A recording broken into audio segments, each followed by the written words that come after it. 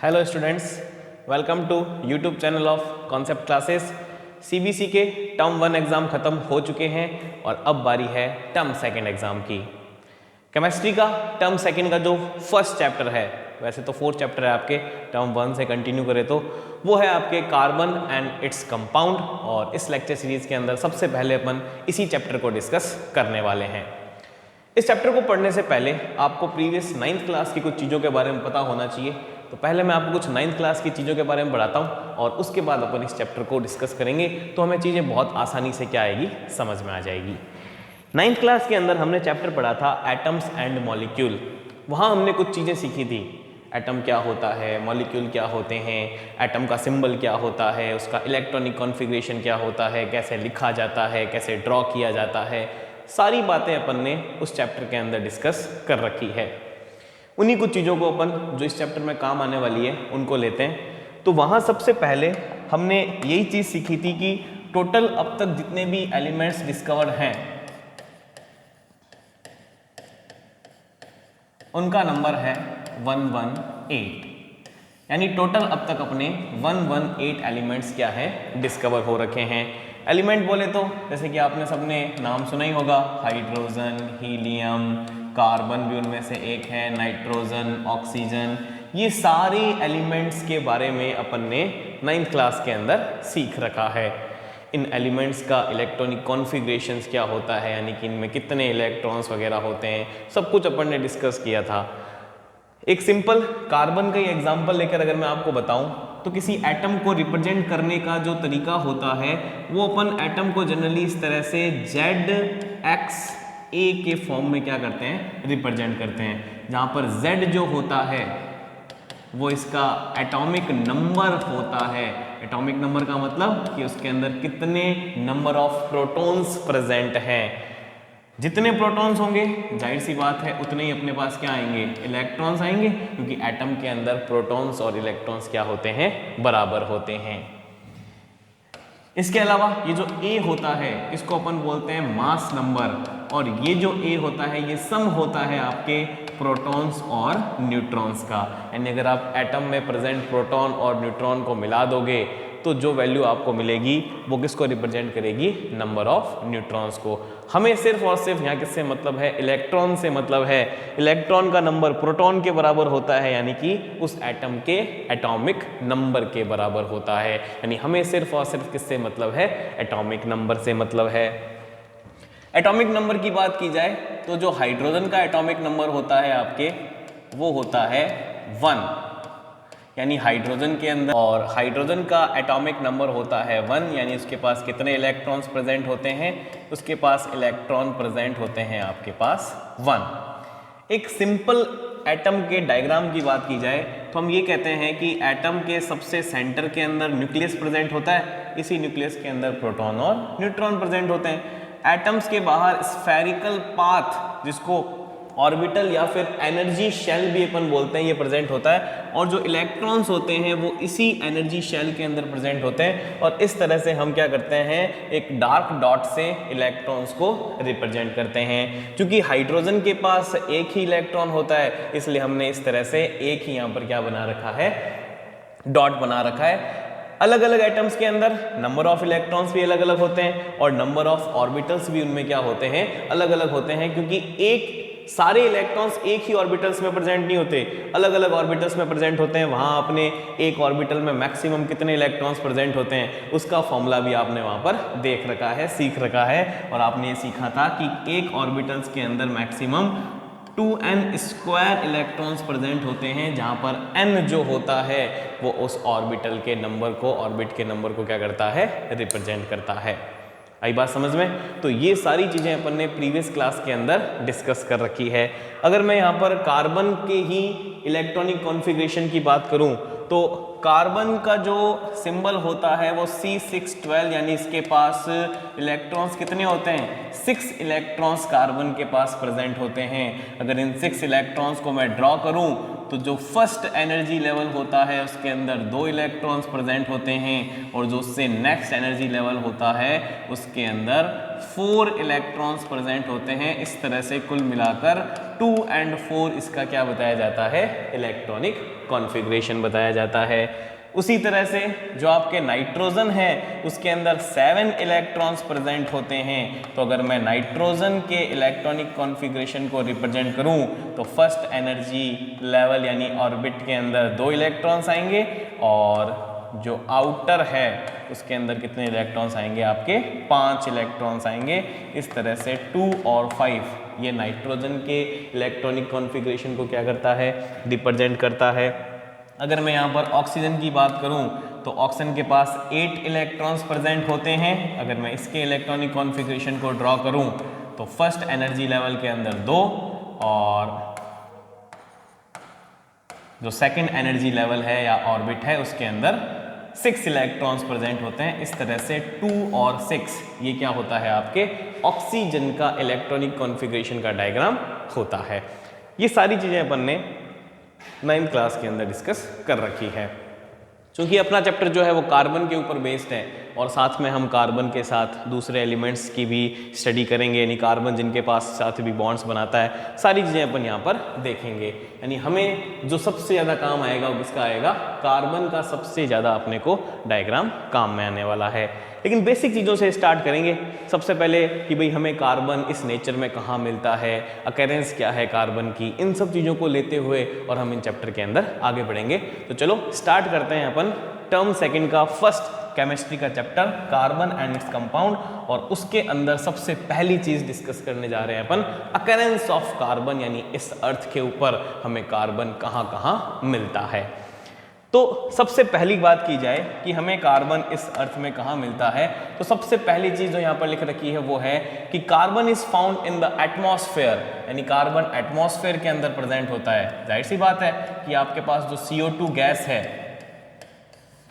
ये जो आपके एटमॉस्फेयर के अंदर CO2 गैस प्रेजेंट होती है उसके अंदर भी कार्बन होता है। इसके अलावा जो आपके अर्थ क्रस्ट है या ऑल लिविंग्स ऑर्गेनिज्म, जितने भी लिविंग ऑर्गेनिज्म हैं, चाहे वो ह्यूमन हो चाहे वो एनिमल हो, इन सब की बॉडी का जो कंस्टिट्यूएंट है या बॉडी जिससे मिलकर बनी होती है, कार्बन वन ऑफ द एक उसमें से एलिमेंट होता है। तो कार्बन कहाँ कहाँ प्रेजेंट हुआ, कार्बन एटमॉस्फेयर में भी प्रेजेंट होता है। इसके अलावा आपके लिविंग ऑर्गेनिज्म के अंदर भी प्रेजेंट होता है और आपके अर्थ क्रस्ट के अंदर भी कार्बन प्रेजेंट होता है। Next, carbon is present in fuel, यानी कार्बन फ्यूल के फॉर्म में प्रेजेंट होता है। Wood, coal, charcoal, coke. Fuel का मतलब क्या है, फ्यूल का मतलब है वो सारी चीजें जिनसे हमें क्या मिलती है, एनर्जी मिलती है। जो एनर्जी के सोर्स होते हैं उनको अपन क्या बोलते हैं, फ्यूल बोलते हैं। और फ्यूल्स के अंदर भी वन ऑफ द कंस्टिट्यूएंट उसका क्या होता है, कार्बन ही होता है। चाहे आप लकड़ी की बात कर लो, चाहे आप कोयले की बात कर लो, चाहे आप पेट्रोलियम के अंदर पेट्रोल, डीजल इनकी बात कर लो, सबके अंदर क्या प्रेजेंट होता है, कार्बन।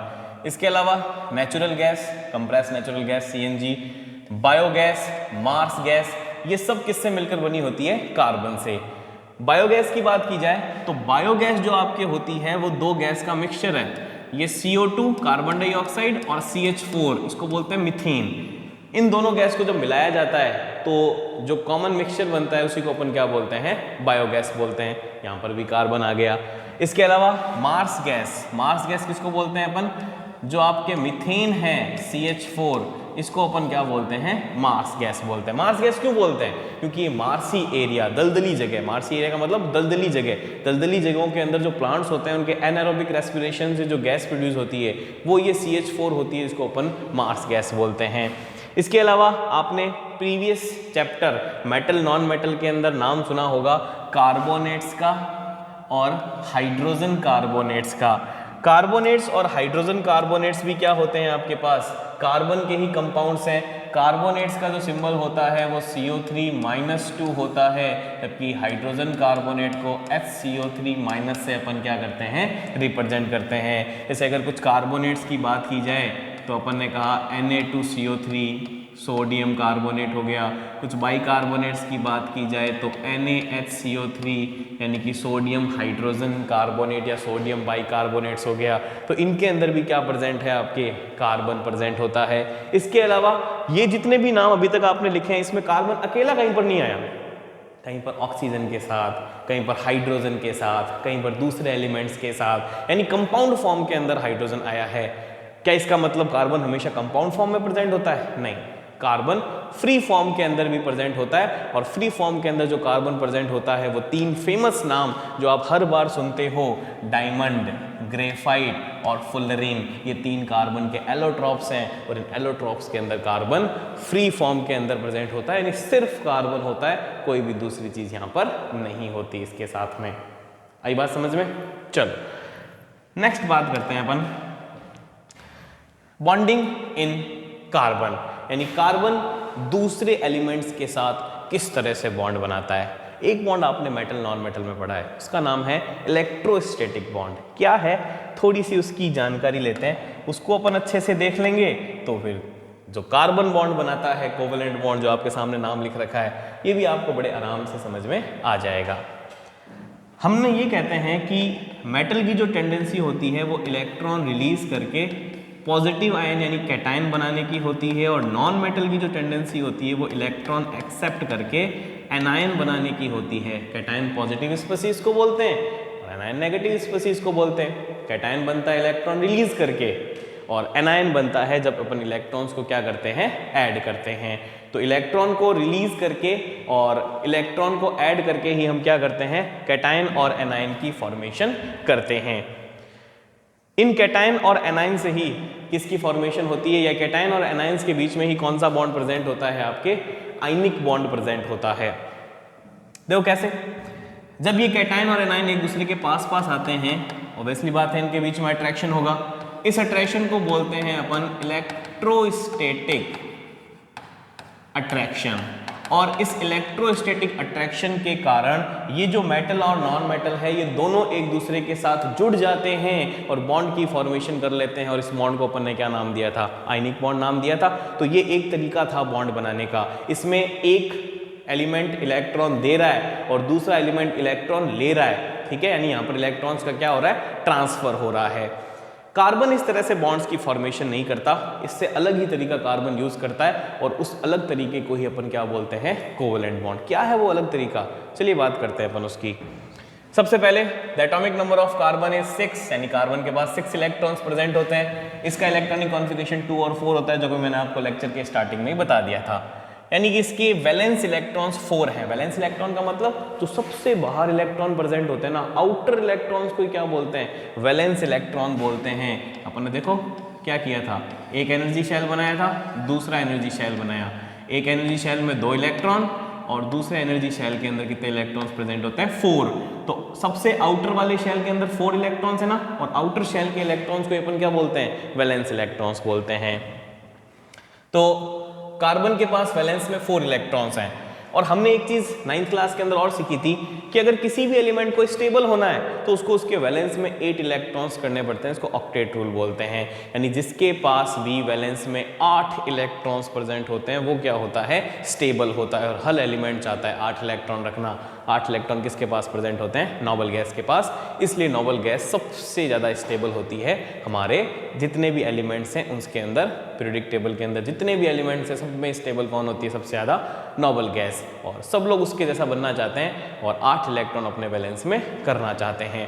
अब कार्बन के पास वैलेंस में 4 इलेक्ट्रॉन हैं, उसको स्टेबल होने के लिए क्या करना पड़ेगा, या तो 4 इलेक्ट्रॉन एक्सेप्ट करना पड़ेगा या फिर 4 इलेक्ट्रॉन लूज करना पड़ेगा, क्योंकि 2 इलेक्ट्रॉन वाला भी स्टेबल है। जाहिर सी बात है जिसके पास 1, 2, 3 इलेक्ट्रॉन्स होते हैं तो वो 8 इलेक्ट्रॉन कैसे करेंगे। नोबल गैस के अंदर एक हीलियम होता है जो कि आपके 2 इलेक्ट्रॉन्स रखता है और वो उस फॉर्म में स्टेबल होता है। उसके अलावा सबके पास 8 इलेक्ट्रॉन्स प्रेजेंट होते हैं। तो या तो 2 इलेक्ट्रॉन वैलेंस के अंदर रखो और या फिर कितने इलेक्ट्रॉन वैलेंस के अंदर रखो, या फिर आप 8 इलेक्ट्रॉन वैलेंस के अंदर रखो, तभी आप क्या कर सकते हो, स्टेबिलिटी गेन कर सकते हो। ठीक है, तो कार्बन को या तो 4 इलेक्ट्रॉन क्या करने पड़ेंगे, एक्सेप्ट करने पड़ेंगे, या फिर 4 इलेक्ट्रॉन उसको क्या करने पड़ेंगे, डोनेट करने पड़ेंगे, तभी उसके पास या तो 2 या फिर 8 इलेक्ट्रॉन्स आएंगे और वो स्टेबिलिटी गेन करेगा।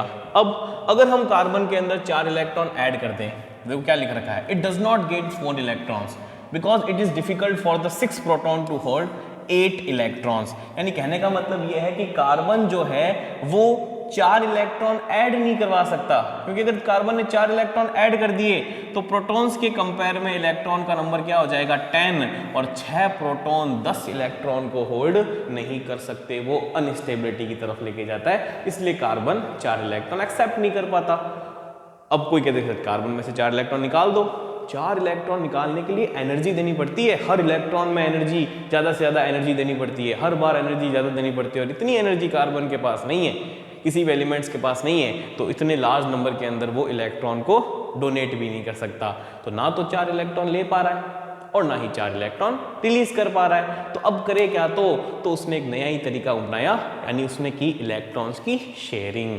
शेयरिंग से भी तो हो सकता है, कैसे कार्बन के पास 4 इलेक्ट्रॉन है, अगर वो किसी और स्पीशीज के साथ 4 इलेक्ट्रॉन की शेयरिंग कर ले, शेयरिंग जो करेगा उस पर कार्बन का हक होगा, तो अब कार्बन के वैलेंस में भी कितने इलेक्ट्रॉन्स आ जाएंगे, 8 इलेक्ट्रॉन। इसको कुछ ऐसे समझ सकते हैं अपन कि 2 जनों ने मिलकर बिजनेस स्टार्ट किया, एक ने 10,000 रुपये लगाए, एक ने 10,000 रुपये लगाए, टोटल 20,000 रुपये से।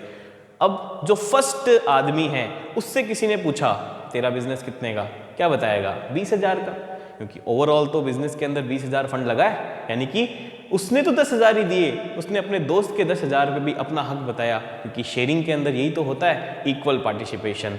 दूसरे वाले से किसी ने पूछा बिजनेस कितना, 20,000 का, यानी उसने अपने 10,000 और सामने वाले के 10,000 दोनों पे अपना हक जताया।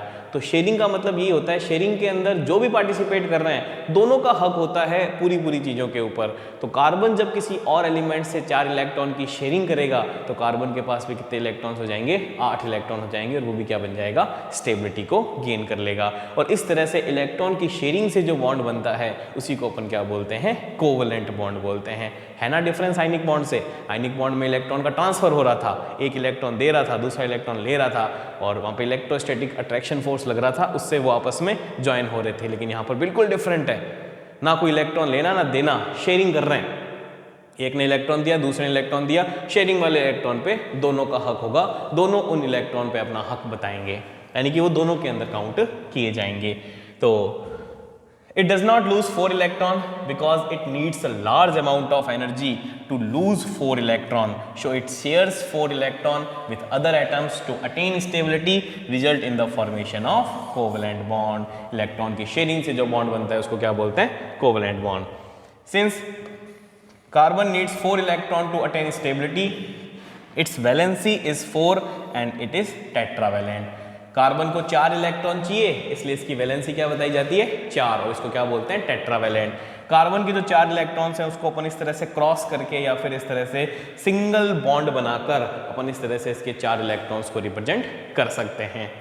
चलिए बात करते हैं कि कार्बन किस तरह से कोवलेंट बॉन्ड की फॉर्मेशन करता है, यानी कोवलेंट बॉन्ड की फॉर्मेशन किस तरह से होती है। तो फॉर्मेशन ऑफ कोवलेंट बॉन्ड ये है अपना next topic. Covalent bond is a chemical bond formed by sharing of electron, यानी ये एक ऐसा केमिकल बॉन्ड है जो कि 2 एटम्स के बीच में इलेक्ट्रॉन की शेयरिंग से बनता है, इक्वल शेयरिंग से। एक ने 1 इलेक्ट्रॉन दिया, दूसरा भी 1 देगा, 2 दिए 2 देगा, 3 दिए 3 देगा, यानी इस तरह से इक्वल शेयरिंग से जो बॉन्ड बनता है उसी को अपन क्या बोलते हैं, केमिकल बॉन्ड बोलते हैं। The sharing of 1 pair of electrons, 1 pair का मतलब एक एलिमेंट या एक एटम ने 1 इलेक्ट्रॉन दिया, दूसरे ने भी 1 इलेक्ट्रॉन दिया, तो 1 पेयर हो गया। Result in the formation of single covalent bond, sharing of 2 pairs of electron, यानी एक ने 2 इलेक्ट्रॉन दिए, दूसरे ने भी 2 इलेक्ट्रॉन दिए, टोटल 4 इलेक्ट्रॉन्स हो गए, तो 4 को अपन 2 पेयर्स बोल सकते हैं। Result in the formation of double covalent bond and sharing of 3 pairs of, result in the formation of triple covalent bond. एक सेकंड में बात समझ में आ जाएगी। देखो जैसे मैंने कहा कि ए ने 1 इलेक्ट्रॉन दिया, बी ने 1 इलेक्ट्रॉन दिया, इलेक्ट्रॉन्स की शेयरिंग कर ली, तो एक इलेक्ट्रॉन की शेयरिंग की, यानी 1 पेयर ऑफ इलेक्ट्रॉन की शेयरिंग की है, इसलिए इस बॉन्ड को बोलेंगे अपन सिंगल कोवलेंट बॉन्ड। यही अगर ए और बी 2 इलेक्ट्रॉन्स की शेयरिंग करता, डबल कोवलेंट बॉन्ड बन जाता। ये अगर ए और बी तीन तीन इलेक्ट्रॉन की शेयरिंग करते तो ट्रिपल कोवेलेंट बॉन्ड बन जाता। तो 1 पेयर ऑफ इलेक्ट्रॉन की शेयरिंग हुई single, 2 pairs of electron double और 3 पेयर्स ऑफ इलेक्ट्रॉन की शेयरिंग की, इसलिए कौन सा बॉन्ड बन गया यहाँ पर? ट्रिपल कोवेलेंट बॉन्ड बन गया। तो ये होता है सिंगल, डबल और ट्रिपल बॉन्ड कोवेलेंट बॉन्ड की कहानी। एक एक को एग्जांपल से समझते हैं। सिंगल बॉन्ड कैसे बनता है, डबल बॉन्ड कैसे बनता है और ट्रिपल बॉन्ड कैसे बनता है। चलिए सबसे पहले बात करते हैं formation of single covalent bond, और वो भी किसके अंदर? हाइड्रोजन मॉलिक्यूल के अंदर। हाइड्रोजन के अंदर दो हाइड्रोजन एटम के बीच में सिंगल कोवेलेंट बॉन्ड बनता है। और ये कैसे होता है उसकी बात करते हैं। हाइड्रोजन के पास एक ही इलेक्ट्रॉन है, एक हाइड्रोजन आई अपना एक इलेक्ट्रॉन लेकर, दूसरी हाइड्रोजन आई अपना एक इलेक्ट्रॉन लेकर, दोनों ने अपने एक एक इलेक्ट्रॉन की शेयरिंग कर ली और शेयरिंग से जो बॉन्ड बन गया उसको अपन ने क्या बोल दिया? Single covalent bond. क्योंकि एक एक इलेक्ट्रॉन की शेयरिंग की है इसलिए बॉन्ड भी कौन सा बना? सिंगल कोवेलेंट बॉन्ड बना। अब शेयरिंग वाले इलेक्ट्रॉन पे दोनों का हक है। ये हाइड्रोजन भी 2 इलेक्ट्रॉन रख रहा है, ये हाइड्रोजन भी 2 इलेक्ट्रॉन रख रहा है, दोनों ही किसको गेन करके? स्टेबिलिटी को गेन करके। नेक्स्ट देखो अपन बात करते हैं डबल कोवेलेंट बॉन्ड की। किस मॉलिक्यूल के अंदर? O2 मॉलिक्यूल के अंदर ऑक्सीजन ऑक्सीजन के बीच में डबल बॉन्ड प्रेजेंट होता है, क्योंकि ऑक्सीजन के वैलेंस में 6 इलेक्ट्रॉन होते हैं। याद करो चैप्टर के इनिशियल में मैंने आपको बताया था कि ऑक्सीजन का जो इलेक्ट्रॉनिक कॉन्फ़िगरेशन है वो 2 और 6 है, यानी उसके वैलेंस में कितने इलेक्ट्रॉन हो गए? 6 इलेक्ट्रॉन। वैलेंस इलेक्ट्रॉन्स कौन से होते हैं? जो आउटर शेल के इलेक्ट्रॉन्स होते हैं। वैलेंस में कितने इलेक्ट्रॉन हो गए? 6 इलेक्ट्रॉन। स्टेबिलिटी के लिए कितने इलेक्ट्रॉन और चाहिए? 2 इलेक्ट्रॉन और चाहिए, यानी वो 2 इलेक्ट्रॉन की अगर कहीं से शेयरिंग कर ले तो वो स्टेबिलिटी को गेन कर जाएगा। अब 2 इलेक्ट्रॉन की शेयरिंग करने के लिए सामने वाले से भी 2 इलेक्ट्रॉन लेने पड़ेंगे। 2 इलेक्ट्रॉन ये देगा, 2 इलेक्ट्रॉन वो लेगा, शेयरिंग कर लेंगे और 2-2 इलेक्ट्रॉन की शेयरिंग होगी तो बॉन्ड भी कौन सा बनेगा? डबल कोवेलेंट बॉन्ड बनेगा। देखो कैसे। एटॉमिक नंबर कार्बन का 8, इलेक्ट्रॉनिक कॉन्फ़िगरेशन 2 6, वैलेंस में electron 6। It needs 2 more electron to attain stability. So 2 oxygen atoms share 2 pairs of electron, resulting in the formation of double covalent bond. ये एक oxygen आया अपने valence के 6 electron लेकर, दूसरा oxygen आया वैलेंस के 6 इलेक्ट्रॉन लेकर, लेकिन शेयरिंग कितने कितने इलेक्ट्रॉन्स की? शेयरिंग जो इन्होंने की वो सिर्फ 2 इलेक्ट्रॉन्स की शेयरिंग की, यानी 2 पेयर्स ऑफ इलेक्ट्रॉन्स की शेयरिंग की। 2 पेयर्स ऑफ इलेक्ट्रॉन की शेयरिंग कर रहे हैं इसलिए बॉन्ड भी कौन सा आ गया? डबल बॉन्ड आ गया। ठीक, अब आप ट्रिपल बॉन्ड तो समझ ही गए होंगे। नाइट्रोजन के अंदर ट्रिपल बॉन्ड प्रेजेंट होता है। नाइट्रोजन का जो कॉन्फ़िगरेशन है वो 2 और 5 है, क्योंकि इसका जो एटॉमिक नंबर होता है वो क्या होता है? 7। यानी नाइट्रोजन के वैलेंस में कितने इलेक्ट्रॉन्स हो गए? 5 इलेक्ट्रॉन्स हो गए। कितने इलेक्ट्रॉन और चाहिए? सिर्फ 3 इलेक्ट्रॉन कहीं से शेयरिंग से आ जाएं तो बड़े आराम से स्टेबिलिटी गेन कर लेगा। अब 3 इलेक्ट्रॉन कहाँ से लाएगा? एक और नाइट्रोजन को पकड़ेगा, उसको भी 3 इलेक्ट्रॉन चाहिए। दोनों नाइट्रोजन के एटम 3-3 इलेक्ट्रॉन्स की शेयरिंग करेंगे और वहां पर किसकी फॉर्मेशन हो जाएगी? ट्रिपल कोवेलेंट बॉन्ड की फॉर्मेशन हो जाएगी। देखिए आपको डायग्राम में साफ साफ दिखाई दे रहा है, दोनों नाइट्रोजन के बीच में इस तरह से ट्रिपल कोवेलेंट बॉन्ड बन जाएंगे। तो ये है आपके सिंगल, डबल और ट्रिपल कोवेलेंट बॉन्ड की कहानी। आई होप आपको ये तीनों बॉन्ड के बारे में समझ में आ गया होगा। सिंपली अगर एक लाइन के अंदर बताऊं, 1 पेयर ऑफ इलेक्ट्रॉन की शेयरिंग से single covalent bond, 2 pairs of electron की शेयरिंग से डबल कोवेलेंट बॉन्ड और 3 पेयर्स ऑफ इलेक्ट्रॉन की शेयरिंग से, यानी दोनों एटम 3-3 इलेक्ट्रॉन की शेयरिंग करेंगे तो बनने वाला बॉन्ड क्या कहलाता है? आपके ट्रिपल कोवेलेंट बॉन्ड कहलाता है। ये जितने भी एग्जाम्पल अभी पहले आपने पढ़े हैं, ये सारे एग्जाम्पल्स जो हैं सेम एटम्स के बीच में है। Hydrogen hydrogen, oxygen oxygen, nitrogen nitrogen. कुछ डिफरेंट एलिमेंट्स को आपस में मिक्स करके देखते हैं उनके बीच में किस तरह से बॉन्ड्स वगैरह बनते हैं। जैसे सबसे पहले आपके 2 हाइड्रोजन मॉलिक्यूल का ये अपन ने पढ़ लिया, ये 2 फ्लोरीन मॉलिक्यूल का भी आप समझ सकते हो। फ्लोरीन का जो इलेक्ट्रॉनिक कॉन्फ़िगरेशन होता है वो होता है आपके पास 2 और 7, क्योंकि टोटल इलेक्ट्रॉन्स कितने होते हैं? फ्लोरीन के पास 9 इलेक्ट्रॉन्स होते हैं। जाहिर सी बात है फ्लोरीन को क्या चाहिए? एक और इलेक्ट्रॉन चाहिए, इसलिए 2 फ्लोरीन एक दूसरे के पास पास आते हैं, एक एक इलेक्ट्रॉन की शेयरिंग करते हैं और एक एक इलेक्ट्रॉन की शेयरिंग करके सिंगल कोवेलेंट बॉन्ड बना के क्या बना लेते हैं? F2 मॉलिक्यूल बना लेते हैं। ज़रा बात करते हैं अब कार्बन डाइऑक्साइड CO2 की। अब यहाँ पर डिफरेंट मॉलिक्यूल्स, डिफरेंट एटम्स आपस में जुड़ रहे हैं।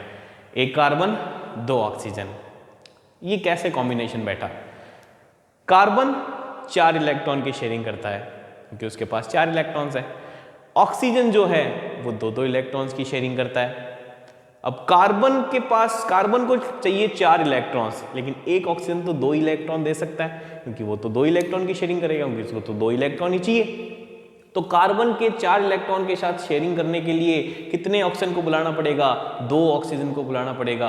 2 ऑक्सीजन 2-2 इलेक्ट्रॉन की शेयरिंग करेंगे, तभी तो टोटल 4 इलेक्ट्रॉन की शेयरिंग होगी कार्बन के साथ। इसलिए देखो 2 ऑक्सीजन मॉलिक्यूल दिए, एक कार्बन का मॉलिक्यूल दिया, कार्बन को बीच में लगा दिया।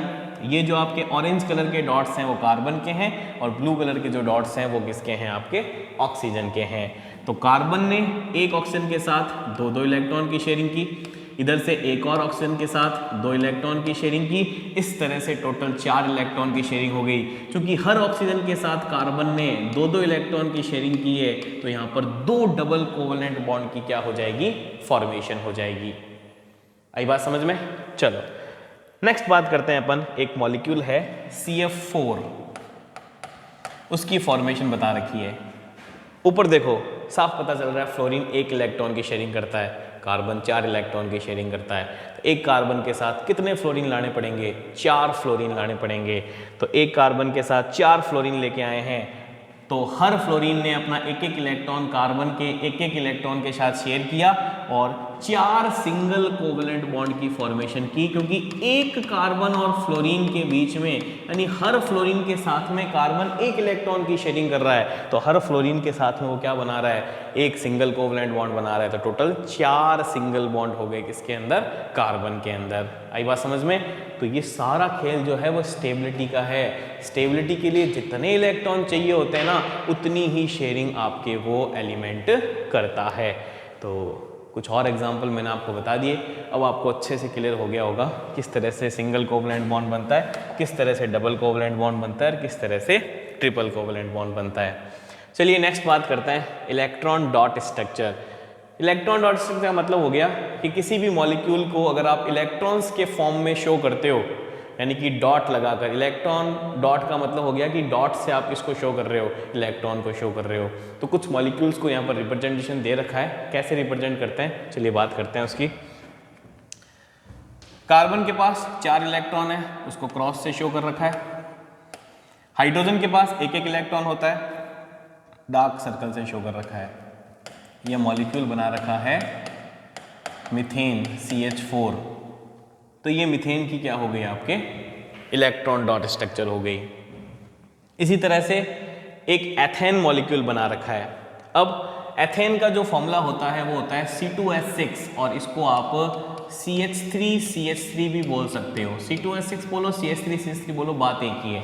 तो देखो हुआ क्या, एक कार्बन ने 3 हाइड्रोजन के साथ बॉन्ड बना रखा है और एक बॉन्ड कार्बन के साथ बना रखा है, और दूसरे कार्बन ने भी सेम क्या कर रखा है? 3 तो हाइड्रोजन के साथ बना रखा है और 4th बॉन्ड किसके साथ बना रखा है? अपने ही एक दूसरे कार्बन के साथ बना रखा है। नीचे आपको साफ साफ इसकी स्ट्रक्चर दिखाई दे रही है C2H6 की।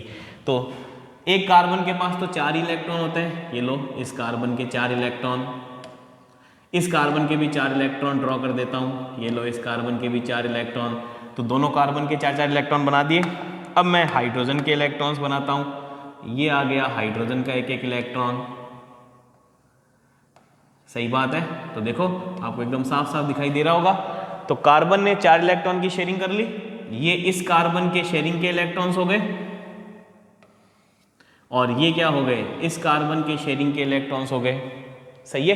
तो इस तरह से हर कार्बन ने 4-4 इलेक्ट्रॉन की शेयरिंग की, जिसमें से 3 इलेक्ट्रॉन की शेयरिंग तो 3 हाइड्रोजन के साथ है और 1 इलेक्ट्रॉन की शेयरिंग किसके साथ है? अपने ही एक दूसरे कार्बन के साथ है। तो इस तरह से दोनों कार्बन ने 4-4 इलेक्ट्रॉन्स की शेयरिंग करके हाइड्रोजन के साथ में और किसकी फॉर्मेशन की है? आपके एथेन मॉलिक्यूल की यहाँ पर फॉर्मेशन की है। ठीक है, चलो नेक्स्ट, और इस लेक्चर का जो लास्ट टॉपिक है उसकी बात करते हैं अपन कि कार्बन इतने सारे कंपाउंड बनाता है, मतलब मिलियंस ऑफ कंपाउंड्स हैं। अगर हम दूसरे एलिमेंट्स की बात की जाए तो दूसरे एलिमेंट्स कार्बन के कंपेयर में बहुत कम कंपाउंड्स बनाते हैं, कोई 2, 5, 10, 100, बस इतने कंपाउंड्स ही बनाता है। लेकिन कार्बन जो है मिलियंस ऑफ कंपाउंड्स बनाता है। क्या रीजन है कार्बन का इतने ज्यादा कंपाउंड्स बनाने का, वो अपन इसके अंदर स्लाइड के अंदर देखने वाले हैं। तो formation of very large number of carbon atom, ये अपन यहां पर बात कर रहे हैं। कार्बन लार्ज नंबर में कंपाउंड्स बनाता है, टोटल कार्बन के 3 मिलियंस कंपाउंड यहाँ पर नोन है अब तक। हो सकता है अपन जब तक बोल रहे हैं तब तक और कंपाउंड डिस्कवर हो जाएंगे, साइंस तो डेली प्रोग्रेस करती है। It is more than the number of compounds form by other element. Other elements के सारे कंपाउंड्स, जितने भी एलिमेंट्स बच गए ना 117 एलिमेंट्स, उनके जो कंपाउंड्स हैं उन सबको मिला भी देना उससे भी ज्यादा बनाता है कार्बन कंपाउंड्स। क्यों बनाता है उसका रीजन समझते हैं। उसका रीजन ये है कि कार्बन अपने जैसे दूसरे कार्बन के साथ चेन फॉर्म में भी जुड़ सकता है, ब्रांच फॉर्म में भी जुड़ सकता है और साइक्लिक फॉर्म में भी जुड़ सकता है। देखो ये भी 6 कार्बन है, यहां पर भी 6 कार्बन है और यहां पर भी 6 कार्बन है। तीनों ही स्ट्रक्चर के अंदर 6-6 कार्बन है। और मजे की बात यह है कि तीनों अलग कंपाउंड्स हैं, ऐसे नहीं है कि तीनों सेम कंपाउंड है, वो जुड़ने का तरीका अलग अलग है ना। कार्बन थोड़ा सा भी डिफरेंट तरीके से अगर कहीं पर जुड़ जाता है ना तो नया कंपाउंड बन जाता है। आप किसी में एक डबल बॉन्ड और लगा दो, मैंने यहाँ पर एक डबल बॉन्ड लगा दिया, एक नया कंपाउंड बन गया। यहाँ एक डबल बॉन्ड लगा दिया, नया कंपाउंड बन गया। फिर डबल बॉन्ड लगा दिया, नया कंपाउंड बन गया। फिर डबल बॉन्ड लगा दिया, नया कंपाउंड बन गया। हाइड्रोजन जोड़ दिया, डबल नया कंपाउंड बन गया। फ्लोरीन जोड़ दिया, नया कंपाउंड बन गया। थोड़ा सा भी करेक्शन करोगे ना तो नया कंपाउंड बन जाएगा। एक कार्बन और ऐड कर दो, नया कंपाउंड बन गया। इस कार्बन को अगर यहाँ ऐड करते तो वो एक नया कंपाउंड बन जाता। और ठीक है, तो इस तरह से क्योंकि कार्बन चेन फॉर्म में भी जुड़ सकता है, ब्रांच फॉर्म में भी जुड़ सकता है और रिंग फॉर्म में भी जुड़ सकता है, इसलिए कार्बन इतने सारे कंपाउंड्स की फॉर्मेशन करता है। तो रीजन क्या हो गया, carbon atom can form bonds with other atom to form long branch chain, close chain and branches. और कार्बन की ये जो प्रॉपर्टीज हैं इसको बोला जाता है कैटाइनेशन। तो कैटाइनेशन की डेफिनेशन क्या हो गई कि कार्बन दूसरे कार्बन एटम के साथ लॉन्ग चेन, ब्रांच चेन और क्लोज रिंग तीनों तरह की ही फॉर्मेशन कर सकता है। और कार्बन की यही प्रॉपर्टी क्या कहलाती है, कैटाइनेशन।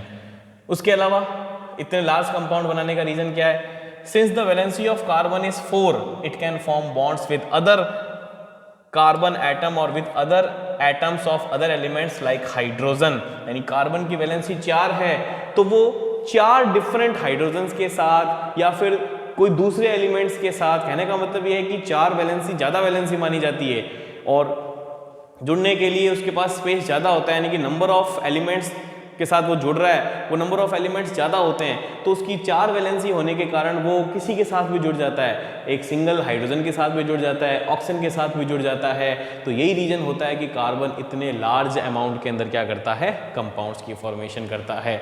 आई बात समझ में। तो यहीं पर अपन इस लेक्चर को ख़त्म करते हैं। ये आपका फर्स्ट लेक्चर है और इसके अंदर अपन ने कोवलेंट बॉन्ड जो कार्बन बनाता है उसकी सबकी स्टडी अपन ने कर रखी है।